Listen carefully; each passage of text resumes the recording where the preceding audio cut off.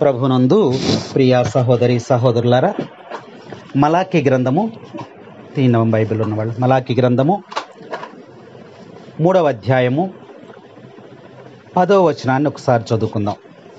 ఈరోజు దేవుడు ఈ కుటుంబానికి ఒక వాగ్దాన వచనాన్ని దేవుడు ఏర్పాటు చేస్తూ ఉన్నాడు. మలాకి గ్రంథము పూర్వవేదములో ఆఖరి గ్రంథం 3వ అధ్యాయము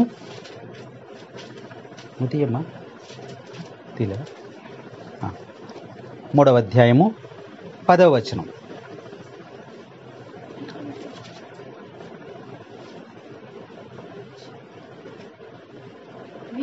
మీరు మీ 10వ పాలును సంపూర్తిగా దేవాలయమునకు కొనిరండు, అప్పుడు దేవాలయమున సమృద్ధిగా భోజనము లభించును.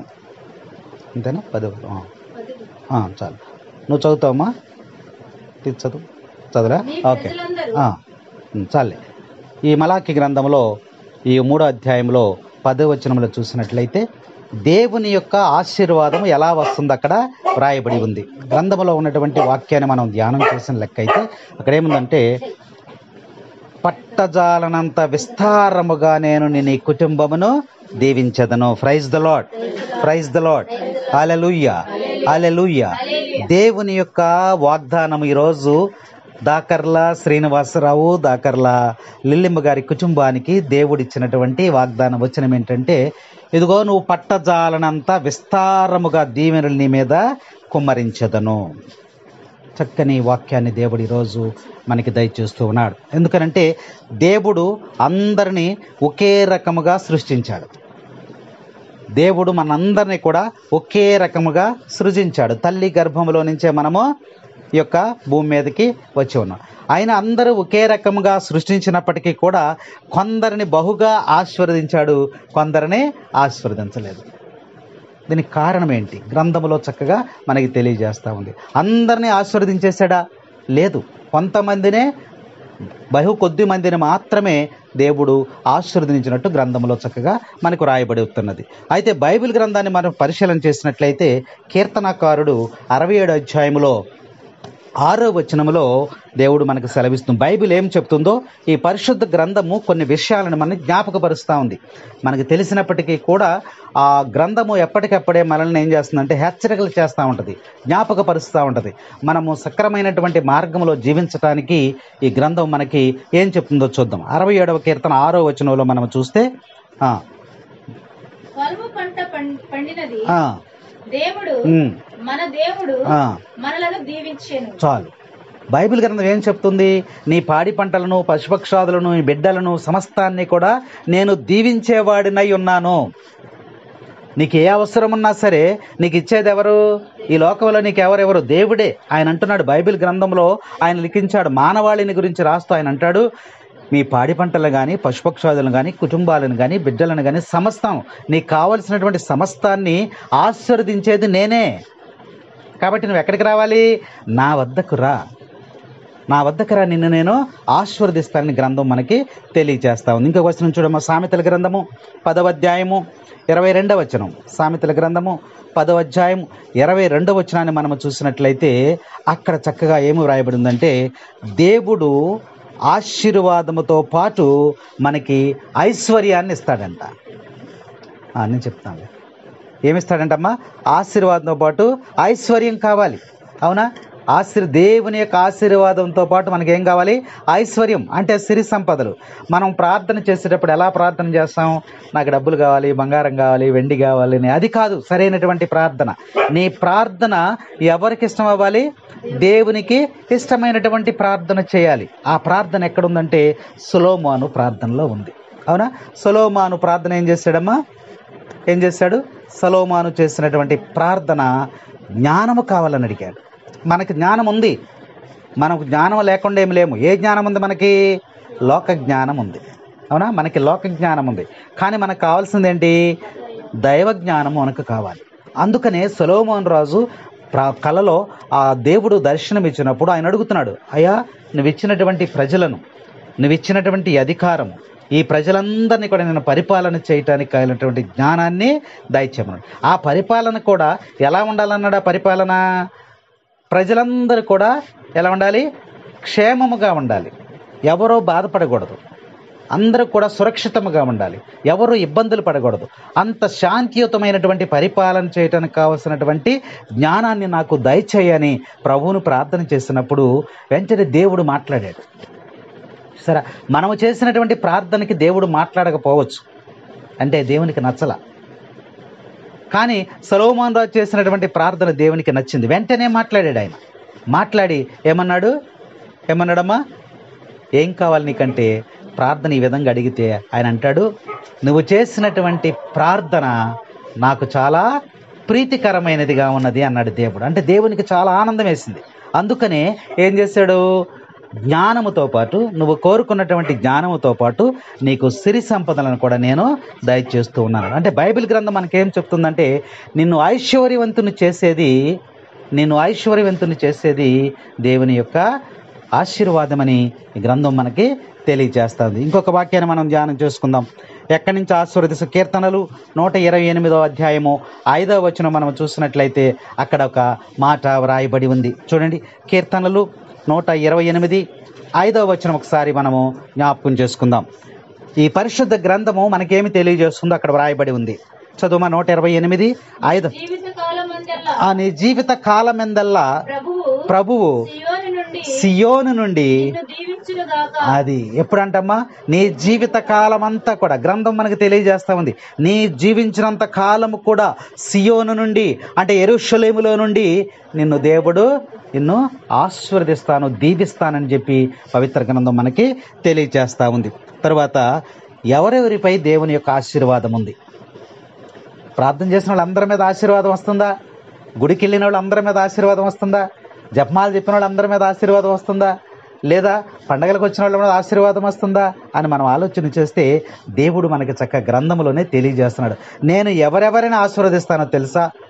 అందరినీ ఒకే రకంగా సృష్టించినప్పటికీ కూడా బహు కొద్ది మంది మాత్రమే ఆశీర్వదించబడ్డారు. అంటే దానికి కారణాలు బైబిల్ గ్రంథం చక్కగా మనకి తెలియచేస్తా ఉంది. చూడు, కీర్తనకారుడు 24వ అధ్యాయం 5వ వచనం, 24వ అధ్యాయము 5వ వచనంలో మనం చూసినట్లయితే అతడు ప్రభువు నుండి దీవెనల బడయును, అతని రక్షకుడైన ప్రభువు అతనిని నీతిమంతునిగా గణించును. 6వ వచనం కూడా చదువు. ప్రభువును వెదకొనుచు వచ్చేడి వారు యాకోబు దేవుని సన్నిధిలోనికి వచ్చేడి వారు ఇట్టివారే. చాలు, ప్రభువుని ఆశ్రయించినటువంటి వారు, దేవుణ్ణి ఎవరైతే ఆశ్రయిస్తారో వారందరి మీద కూడా దేవుని ఆశీర్వాదాలు ఉంటాయంట. దేవుని యొక్క ఆశీర్వాదం ఆయన అంటున్నాడు కదా, బహు కొద్ది మంది మాత్రమే ఆశీర్వదింపబడ్డారు, దీవించబడ్డారంటే ఎవరు దీవించబడ్డారు? ప్రభువుని ఆశ్రయించినటువంటి వారు, ప్రభువు దగ్గరికి వచ్చినటువంటి వారే. ఆశ్రయించినటువంటి వారికి నేను కేడెదము అని వాక్యం మనకి హెచ్చరిక చేస్తా ఉంది. ప్రభువు దగ్గరికి ఎవరైతే వస్తారో, ప్రభువు ఎవరైతే ఆశ్రయిస్తారో వారికి మాత్రమే ఈ యొక్క దీవెనలు బహుగా ఆశీర్వదించబడుతున్న వాక్యం మనకి హెచ్చరిక చేస్తూ ఉంది. ప్రభువుని ఆశ్రయించినటువంటి వారు సమస్తాన్ని కూడా తెలుసుకుంటారంట. ఎప్పుడైతే ప్రభు దగ్గరకు వచ్చి దేవుని యొక్క మాటలు, దేవుని యొక్క వాక్యము, పరిశుద్ధ గ్రంథము, లేఖనాలు ఏమైతే బోధిస్తూ ఉన్నాయో వాటిని ఎవరైతే వింటారో వారికి ఏమొస్తుందంట? దైవ జ్ఞానం వస్తుందంట. మనము ఈ విధంగా నడవకూడదు, ఈ విధముగా నడవాలి. ఈ విధముగా నడిస్తే దేవుడు మన బిడ్డలని ఆశీర్వదిస్తాడు, మన పాడి పంటల్ని ఆశీర్వదిస్తాడు. ఇదిగో వాక్యంలో మనకు సెలవిచ్చాడు.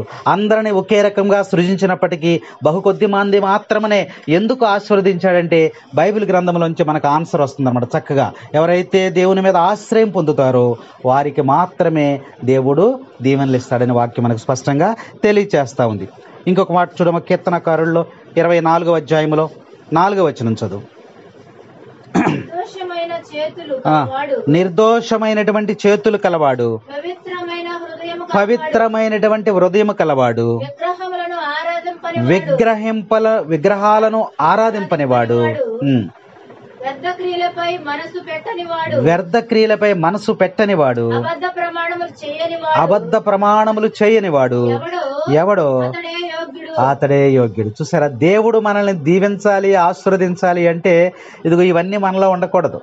అందుకని వాక్యం చెప్తుంది, శుద్ధ హృదయము కలిగినటువంటి వారిని దేవుడు బహుగా ఆశీర్వదిస్తాడంట.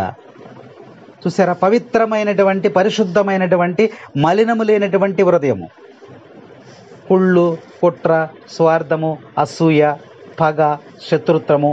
చూసారా, మరి ఆ లక్షణాలు ఉన్నట్టయితే నువ్వు వెళ్ళి జపం చెప్పినా, ప్రార్థన చేసినా, ఉపవాసం ఉన్నా, ఏదున్నా నీ ప్రార్థన దేవునికి ఇష్టం లేదు.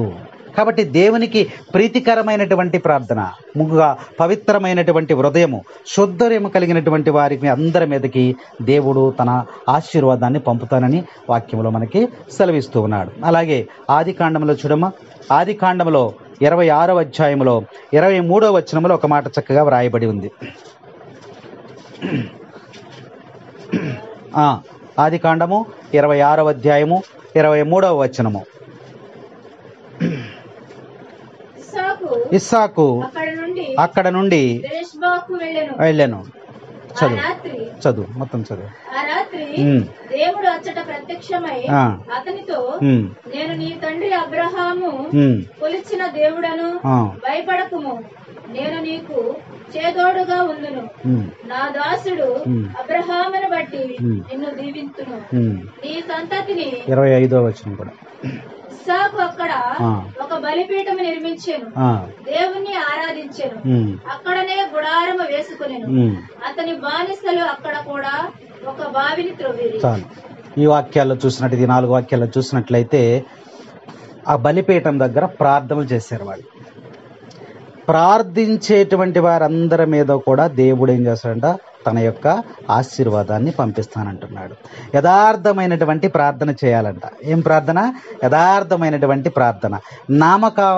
నామకార్థపు ప్రార్థన ద్వారా దేవునిలో మనం ఇప్పుడు కూడా పొందుకోలేము. అందుకనే ఈరోజు వాగ్దానం వచ్చిన మనం చూసినట్లయితే, పట్టజాలనంత విస్తారముగా దీవెనలు నీకు నీ కుటుంబానికి కుమ్మరించదనని వాక్యంలో మనకి సెలవిస్తున్నాడు. కీర్తనకారుడు ద్వారా దేవుడు మనకి తెలియజేస్తున్నాడు. అందుకనే ప్రార్థన, నువ్వు ప్రార్థన చేసినప్పుడు దేవుడు చెవి ఎగ్గుతాడంట.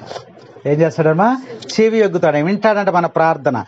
తనకిష్టమైంది అనుకోండి, నీ ప్రార్థన దేవునికి ఇష్టమైంది అనుకోండి, నీ హృదయము దేవునికి అయిందనుకోండి, నీ ఆలోచనలు దేవునికి ఇష్టమైపోయినండి, నీ కోరికలు దేవునికి ఇష్టమైన అనుకోండి, అప్పుడు దేవుడు ఏం చేస్తాడంట?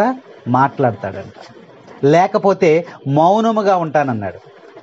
నీ ప్రార్థన నేను ఆలకించను అంటున్నాడు. మాట్లాడతాడంట. పోయిన వారం మనము మరి గుడ్డివాని యొక్క ప్రార్థనను మనం ఆలకించాం. గుడ్డివాడు ఎలా ప్రార్థన చేశాడమ్మా? చూపు లేదు, ఆయనకి కనపడదు. కానీ యేసు ప్రభు వస్తున్నాడని ఏం చేశాడు? పసిగట్టాడు. ప్రభువు వస్తున్నాడు వినికిడి ద్వారా, చెవి ద్వారా శబ్దాన్ని విన్నాడు. ప్రభు వస్తున్నాడు, యేసు ప్రభు వస్తున్నాడంటే ఒక్కడే రాడు కదా. యేసు ప్రభు ఒక్కడే రాడు, అనేక మందితో వస్తున్నాడు. అనేక మంది జనం వస్తున్నప్పుడు శబ్దం వస్తుంది కదా.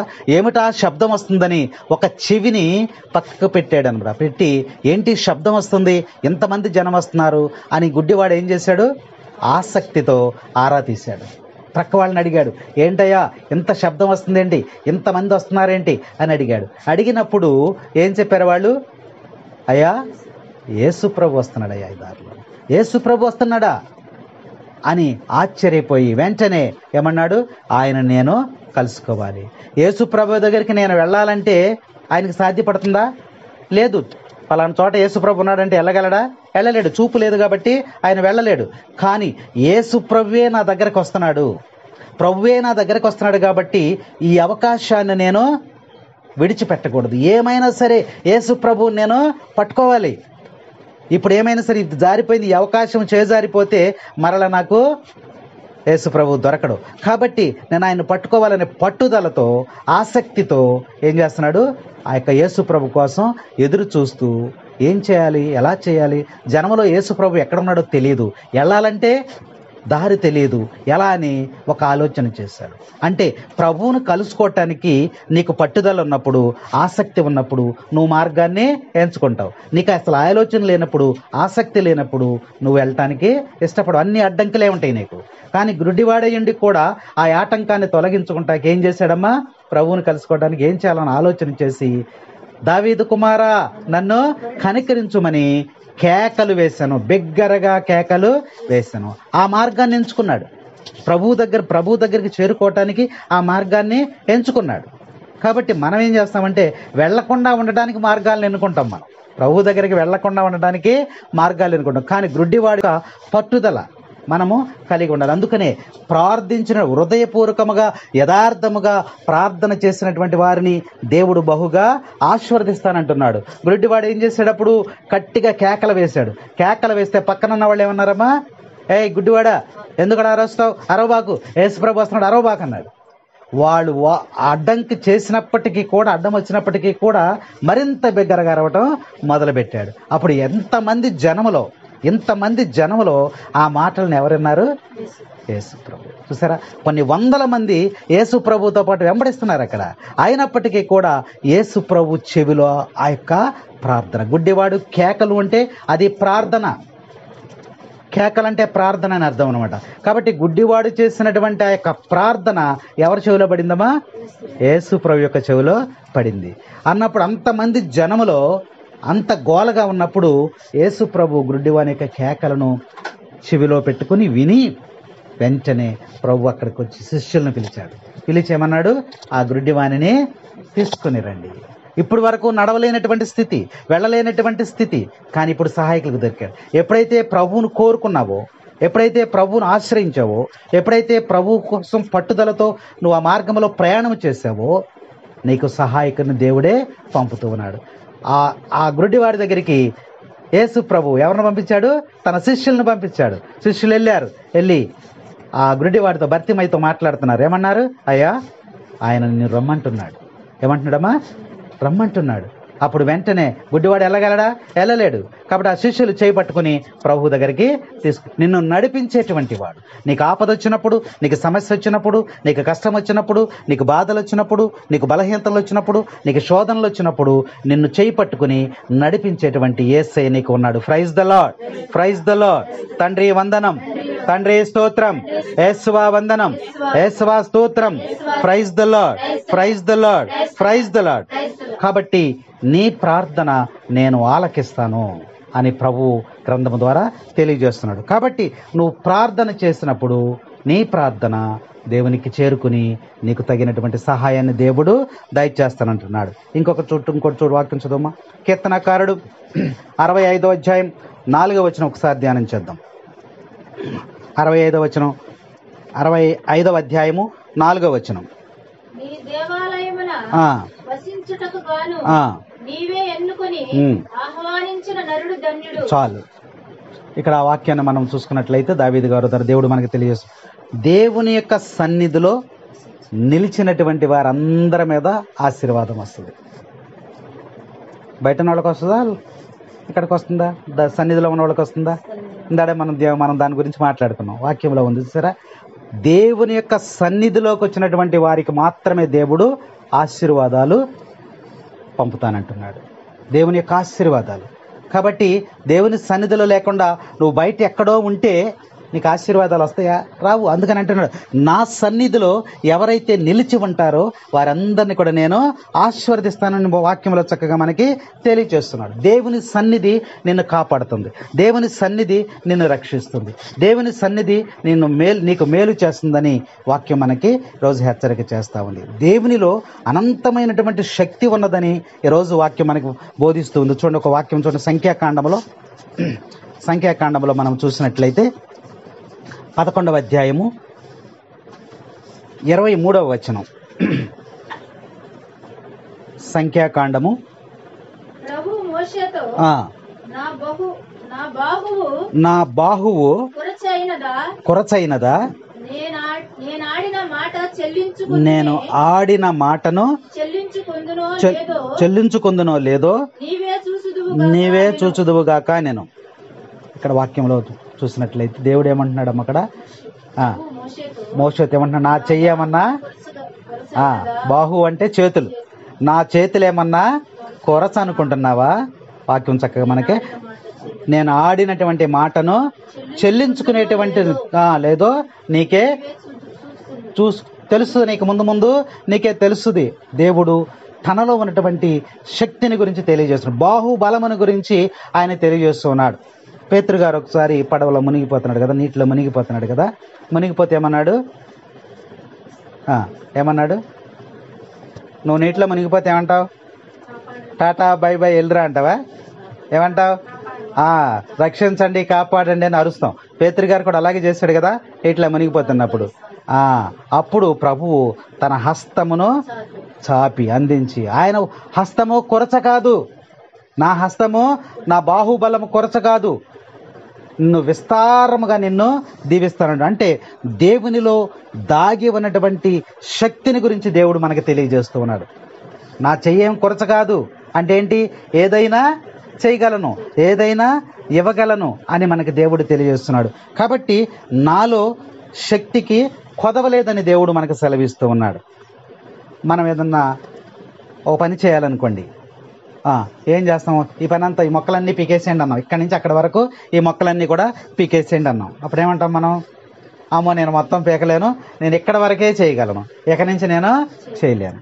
చూసారా, మనం కొంతవరకే చేస్తాం. కానీ దేవుని యొక్క శక్తికి కొదవలేదని, దానికి ఒక లిమిట్ లేదు, నా శక్తికి ఒక హద్దు లేదు అని దేవుడే తనలో ఉన్నటువంటి శక్తిని గురించి మనకి తెలియజేస్తూ ఉన్నాడు. ఇంత దూరం నడిచి వెళ్ళి అన్నాం అనుకోండి, అమ్మో నేను ఇక్కడ వరకే నడవగలను, ఇక నడవలేను, ఇదంతా ఈ పేజీలన్నీ రాసి పెట్టంటే నేను ఇన్ని పేజీలే రాయగలను, మిగిలిన పేజీలు నేను రాయలేను అంటాడు. ఈ పనిని మనము చేయలేమని అంటూ ఉంటాం. కానీ దేవుడు ఏమంటున్నాడు, నా శక్తికి కొదవ లేదు, లిమిట్ లేదు, హద్దు లేదు. అది ఎంత వరకైనా సరే దేవుడు మనల్ని ఆశీర్వదించే విధముగా ఈరోజు వాక్యంలో మనకి సెలవిస్తూ ఉన్నాడు.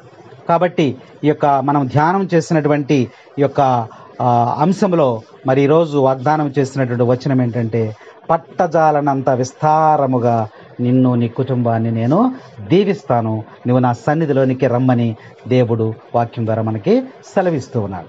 కాబట్టి మనం ఎప్పుడు కూడా దేవుని సన్నిధిలోనికి రావటానికి మనం వెనకంచి వేయకూడదు, ఎప్పుడు కూడా ముందే ఉండాలి, పట్టుదల ఉండాలి, ఆసక్తి ఉండాలి, విశ్వాసం ఉండాలి. వాటిని మనం బలపరుచుకోవాలంటే, విశ్వాసం బలపడాలంటే ఏం చేయాలి? విశ్వాసం మనలో బలపడాలంటే ఏం చేయాలి? దేవుని యొక్క వాక్యమును వినాలి, వినుట ద్వారా విశ్వాసం వస్తుంది. గుడ్డివాడు ఎందుకు అడిగాడు? ఈయన బాగు చేస్తాడని ఎందుకు అడిగాడు? విన్నాడు. ఏమిన్నాడు? చూడలేదు కదా, గుడ్డివాడు చూడలేదు కదా, విన్నాడు. ఏమిన్నాడు? నువ్వు మాట్లాడుకునే మాటలు విన్నాడు. నువ్వేం మాట్లాడుకున్నాడు. నువ్వేం మాట్లాడుకుంటున్నావు అక్కడ? గుడ్డివాడు తిరిగినటువంటి ప్రదేశంలో నువ్వేం మాట్లాడుకుంటున్నారు? అయ్యా యేసుప్రభు ఒక ఆయన ఉన్నాడంట, ఆయన ఏం చేస్తుంట, కుంటివారికి నడకనిచ్చాడంట, గుడ్డివారికి చూపునిచ్చాడంట, మరి రోగముతో ఉన్న వారికి స్వస్థతను ఇచ్చాడంట, తుఫానుని ఆపాడంట, జ్వరం వచ్చిన వాళ్ళకి తగ్గించాడంట, కుష్ఠవ్యాధిగ్రస్తులని తాకితే స్వస్థ. ఈ మాటలు విన్నాడు. వినుట వలన అతనికి ఏం కలిగింది? విశ్వాసం కలిగింది. అయ్యో వాళ్ళందరికీ కూడా స్వస్థపరిచినటువంటి దేవుడు, నేను గుడ్డివాడిని కదా, నాకు కూడా స్వస్థపరుతాడు. విశ్వాసం వచ్చింది. విశ్వాసం ద్వారా ఆయన ఏం చేశాడు? ప్రార్థన చేశాడు. ప్రార్థన ద్వారా ఏం పొందుకున్నాడు? మేలుని, స్వస్థతని పొందుకున్నాడు. ఇప్పుడు ఇంక అడుక్కునే పరిస్థితి లేదు. అందుకనే ఆ వచనాల్లో మనం చివరికి వచ్చినప్పుడు అక్కడ ఒక మాట కూడా మనకు రాయబడి ఉంటుంది. ప్రభువు పిలిచినప్పుడు గుడ్డివాడు చేసినటువంటి పని ఒకటి ఉంది అక్కడ. ఏమిటా పని? ఒక గొప్ప పని చేశాడు. ఏం చేశాడు ఆ పని? తన దగ్గర ఉన్నటువంటి వస్త్రాన్ని పారేసేసాడు. గుడ్డివాడికి రోజు అవసరమయ్యేదేంటి? ఆ వస్త్రమే. ఆ వస్త్రం పరిచి ఏం చేసేవాడు? అడుక్కునేవాడు, డబ్బులు అందులో వేసేవాడు. ఎప్పుడైతే ప్రభు పిలిచాడో వెంటనే లేచి వాడు ఏం చేశాడు? ఆ వస్త్రాన్ని పారేసేసాడు. అంటే ప్రభు దగ్గరికి వెళ్తున్నాను కాబట్టి ఇక ఈ వస్త్రంతో నాకు పని లేదు, నేను అడుక్కోవాల్సిన పని నాకు లేదు, ప్రభువు నాకు చూపునిస్తున్నాడు కాబట్టి నేను కష్టపడి పని చేసుకుంటే ఈ వస్త్రంతో నాకు పని లేదని పారేసేసాడు. కాబట్టి ప్రభువు దగ్గరికి వచ్చినప్పుడు మనం కొన్ని విడిచిపెట్టి రావాలి. అతను వస్త్రాన్ని ఏ విధంగా విడిచిపెట్టేశాడో అలాగే ప్రభు సహాయం పొందాలన్నా, ప్రభు ఆశీర్వాదం నువ్వు పొందాలన్నా, ప్రభు యొక్క దీవెన నువ్వు పొందాలన్నా, ప్రభువును ప్రార్థన చేసే ముందు నువ్వేం చేయాలి? నువ్వు విడిచిపెట్టి రావాలి నీలో ఉన్నటువంటి ఆ యొక్క స్వార్థము, అసూయ, కుళ్ళు, కుట్ర, కోపము, వ్యభిచారము, దొంగిలించుట, అబద్ధ సాక్ష్యము, అనేక రకమైన ప్రభువుకి ఇష్టం లేని అనేకమైన విగ్రహాలు మనలో ఉన్నాయి. ఆ విగ్రహాలన్నింటినీ కూడా మనము తొలగించుకున్నట్లయితే ఏం చేస్తాడు? దేవుడు మన ప్రార్థనని ఆలకిస్తాడు, స్వస్థత కలుగుతుంది అన్నాడు. అందుకనే ప్రభు దగ్గరికి వచ్చినప్పుడు మనం కొన్ని విడిచిపెట్టాలి. అవన్నీ కూడా మనలోనే పెట్టుకుని ప్రభు దగ్గరికి వచ్చినట్లయితే నీ ప్రార్థనకు జవాబు రాదని వాక్యం మనకు స్పష్టంగా తెలియజేస్తాం. అందుకనే ఈరోజు మనం ధ్యానం చేసినటువంటి ఈ కీర్తనలో మరి ప్రభు మనకి తెలియజేసిన మరి లిల్లిమ్మ గారింటి వద్ద ఈ యొక్క ప్రార్థన కూడికలో దేవుడు మరి తనకిచ్చినటువంటి వాక్యాన్ని బట్టి చూసినట్లయితే నిన్ను నీ కుటుంబాన్ని నువ్వు పట్టజాలనంత విస్తారముగా నేను దీవిస్తానని వాక్యంలో మనకు చక్కగా సెలవిస్తున్నాడు. అబ్రహాంపై ఆశీర్వాదం వచ్చింది. ఎందుకని? అన్ని విడిచిపెట్టి ఆయనను వెంబడించినటువంటి వారు. ఇస్సాకుపై దేవుని యొక్క ఆశీర్వాదము వచ్చింది. ఆయన ప్రభువుని వెంబడించాడు. అనేకమైన బావులు తవ్వి ప్రజలకు సేవ చేశాడు ఆయన. అలాగే చూసినట్లయితే లాబానుపై దేవుని యొక్క ఆశీర్వాదం వచ్చింది. యాకోబుపై దేవుని యొక్క ఆశీర్వాదం వచ్చింది. నోవాహుపై దేవుని యొక్క ఆశీర్వాదం వచ్చింది. నోవాహు ఎంత అద్భుతంగా మరి రక్షింపబడ్డాడమ్మా. నోవాహు ఆ యొక్క జలప్రళయములో ఏం జరిగింది? జలప్రళయం వస్తుంటే అందరూ కూడా సృష్టి యావత్తును కూడా నాశనం చేస్తున్నానయ్యా, మరి నువ్వు ఒక వాడను తయారు చేసుకో అని చెప్పినప్పుడు దేవుని మాటను ఆలకించినటువంటి నోవాహు కుటుంబం మాత్రమే రక్షింపబడింది. మిగిలినవన్నీ కూడా నాశనం అయిపోయినాయి. అందుకనే దేవుని యొక్క చిత్తానికి, దేవునికి ఎవరైతే లోబడి జీవిస్తారో, ఆయన మాటకు లోబడి జీవిస్తారో అక్కడ ఒక అద్భుతం జరుగుతుంది. కానాను విందులోనికి వెళ్ళినప్పుడు మరియ తల్లి ఏమని చెప్పింది? ఆయన చెప్పినట్లు చేయుడి, ఆయన మాటకు నువ్వు లోబడాలి, లోబడితే నీకు మేలు జరుగుతుందని మరి తల్లి సూచించింది. అవునా? మరి తల్లి అప్పటి వరకు ఆ ఆలోచన ఎవరికీ లేదు. కానీ ఆ కుటుంబము కష్టంలో ఉన్నప్పుడు, బాధలో ఉన్నప్పుడు ఆ తల్లి చూసి ఏమంటుంది? ఈ కుటుంబం ఏంటి, చాలా ఇబ్బందిలో ఉన్నాడు, బాధపడుతున్నాడు ఏంటని తెలుసుకున్న తర్వాత ఈ కష్టాన్ని తీసివేసేది ఎవరు, ఈ బాధను తీసివేసేది ఎవరు, ఈ దుఃఖాన్ని తీసివేసేది ఎవరు, ఈ విచారాన్ని తీసివేసేది ఎవరు అని ఆలోచన చేసి ఆ తల్లి చక్కని సలహా ఇచ్చింది. ఏమిటది? ఆయన చెప్పినట్లు చెయ్యుడి. అవునా? ఏమన్నా ఎక్స్ట్రా మాట్లాడిందా మామ? ఎక్కడా కూడా నా కొడుకు యేసు ప్రభు కదా అని ఆమె ఎక్కడా కూడా తను తాను హెచ్చించుకుని మాట్లాడిన సందర్భము లేదు. తనను తాను తగ్గించుకుని ఒకే ఒక్క మాట ఉంది. ఏమవుతుంది? ఆయన చెప్పినట్లు చెయ్యుడి. చెప్పినట్లు చేస్తే అక్కడ ఏం జరిగింది? ఒక అద్భుతం జరిగింది. ఆ కుటుంబంలో ఉన్నటువంటి ఆ విచారము, ఆ దుఃఖం ఏమైపోయింది? సంతోషముగా మారిపోయింది. Praise the lord, praise the lord, praise the Lord. మరియ మార్తలను ఒకసారి మనం జ్ఞాపకం చేసుకుందాం. మరియ మార్తల దగ్గర అక్కడ మనం జ్ఞాపకం చేసుకుంటే తన యొక్క సహోదరుడు చనిపోయాడు, ఆ యొక్క సమాధిలో ఉన్నాడు. ప్రభు వచ్చాడు. ప్రభు వచ్చిన తర్వాత ప్రభు చెప్పిన మాట ఏంటి? ప్రభు ఒక మాట చెప్పాడు. ఏమిటా మాట? ఆ రాయిని మీరు తొలగించండి అన్నాడు. ఆ రాయిని మీరు తొలగించండి అన్నాడు. అక్కడ ఉన్నటువంటి వారు, చనిపోయిన వ్యక్తి నువ్వు బ్రతికిస్తానంటున్నావు, రాయి తొలగించలేవా అన్నారా? అంటే అద్భుతం జరిగేది కాదు, అక్కడ జరిగేది కాదు. ఎందుకని? మనిషిని బ్రతికించటం, జీవం పోయటం నీకు సాధ్యం కాదు. రాయిని తొలగించటం నీకు సాధ్యమవుతుంది. కాబట్టి ప్రభు యొక్క ఉద్దేశం ఏంటంటే, నువ్వు చేయగలిగిన పనిని నువ్వు చేస్తే నీకు సాధ్యము కానటువంటి పనిని నేను చేస్తాను. అంటే రాయిని నువ్వు తొలగిస్తే చనిపోయిన లాజరుని నేను లేపుతా. అక్కడ ఆ రాయిని తొలగించటం వలన ప్రభు ఏం చేశాడు? అక్కడ ఒక అద్భుతం. ఆ రాయిని తొలగింది. ఆయన చెప్పినట్లు చేయటమే. అందుకనే వాక్యాలు మనకు బోధిస్తున్నాయి. ఆయన చెప్పినట్లు చేయుడి. ఒక చోట ఇక్కడే గురుడివాడిని గురించి ప్రభు ఇంకొక వాక్యంలో చెప్తాడు. నువ్వు వెళ్ళి మట్టిని తీసుకొని తన యొక్క ఉమ్ముతో మట్టిని కలిపి కళ్ళ మీద రాసి ఆయనకి ఏం చెప్తాడు? సిలోము లోయలోనికి వెళ్ళి కడుక్కోమంటాడు. అక్కడికి వెళ్ళి కడుక్కోపోతే నువ్వు అక్కడ కళ్ళు తీయలేవా అన్నాడు అనుకోండి, అద్భుతం జరుగుద్దా? లేదు. ఆయన మాటకు లోబడి జీవించాలి. ఆయన చెప్పిన మాటకు లోబడాలి. వెళ్ళి కడుక్కున్నాడు. వెంటనే అతనికి చూపు వచ్చింది. అలాగే మరి కుష్టి వ్యాధిగ్రస్తుడు ఒక ఆయన ఉన్నాడు. ఎవరు? నయమాను ఉన్నాడు కదా. ఆయన అక్కడ ప్రవక్త దగ్గరికి వెళ్ళాడు. ప్రవక్త దగ్గరికి వెళ్ళినప్పుడు ప్రవక్త ఏమైనా మందులు ఇచ్చాడా? మంత్రాలు ఇచ్చాడా, జపాలు ఇచ్చాడా, ఏమిచ్చాడు ఆయన? ఏం లేదు. ఆ యొక్క యోర్దాను నదిలోనికి వెళ్ళి 7 సార్లు మునుగు అన్నాడు. అప్పుడు ఆయన ఏమన్నాడు? ఇంతకన్నా గొప్ప గొప్ప నదులు మా దేశంలో ఉన్నాయి, వాటిల్లోనే నేను స్నానాలు చేశాను, పవిత్ర స్నానాలు చేశా. అక్కడ లేనటువంటి స్వస్థత ఈ చిన్న యోర్దాను నదిలో స్వస్థత వస్తుందా? ఏం చెప్తున్నావు, పదా వెళ్ళిపోదాం అని చెప్పి సైనికులందరూ కూడా వెనక్కి తిప్పాడు. అందులో ఒక సైనికుడు చెప్పాడు, ఏమన్నాడు? అయ్యా, ఆయన ఏమన్నా కఠినమైనటువంటి పని నీకు చెప్పలేదు కదా, నీకు కఠినమైనటువంటి పని ఏం చెప్పలేదు కదా, యోర్దాను నదిలో ఒకసారి స్నానం చేయమన్నాడు, అంతే కదా, అది తేలికైన పనే కదా, దయచేసి మీరు ఆ మాటకు లోబడండి అని చెప్పాడు. ఎప్పుడైతే వెళ్ళి ఆ మాటకు లోబడి స్నానం చేశాడో అక్కడొక అద్భుతం జరిగింది. Praise the lord, praise the lord, praise the lord. అందుకనే ఈరోజు వాక్యం మనకి మరి కృత్తంగా మనం ధ్యానించినటువంటి అంశం మనకు బోధిస్తూ ఉంది. ప్రభు మాటకు మనం లోబడినప్పుడు మన కుటుంబంలో, మన జీవితంలో, మన సంఘములో, మరి వ్యక్తిగత మన జీవితంలో కూడా అద్భుతాలు, ఆశీర్వాదాలు నువ్వు పొందుకుంటావని ఈరోజు మరి చిన్న వాక్యము మనకి దేవుడు తెలియజేస్తున్నాడు. ఈరోజు వచ్చినటువంటి వాగ్దానం ఏంటంటే, పట్టజాలనంతా విస్తారముగా నిన్ను, నీ కుటుంబాన్ని నేను దీవించదను అనేటువంటి వాక్యాన్ని దేవుడు ఈరోజు మీకు అందించాడు. కాబట్టి దేవుడు వాక్యంలో మనం చదువుకున్నట్లుగా ఆయన మాట తప్పేటువంటి వ్యక్తి కాదు, ఆడిన మాటను జవదాటనని వాక్యంలో మనకి సెలవిచ్చి ఉంది. కాబట్టి మోషేతో అంటున్నాడు కదా, చూసుకో, నేను నీకు మాట ఇచ్చాను, ఆ మాటను నేను నెరవేర్చేవాడినై ఉంటానని ఈరోజు నీకు దేవుడు తన వాక్కు ద్వారా నీతో మాట్లాడుతూ ఉన్నాడు. మరి నువ్వు చేసేటువంటి ప్రార్థనలో దేవుడు నిన్ను విస్తారముగా దీవించునుగాక. ఆమేన్.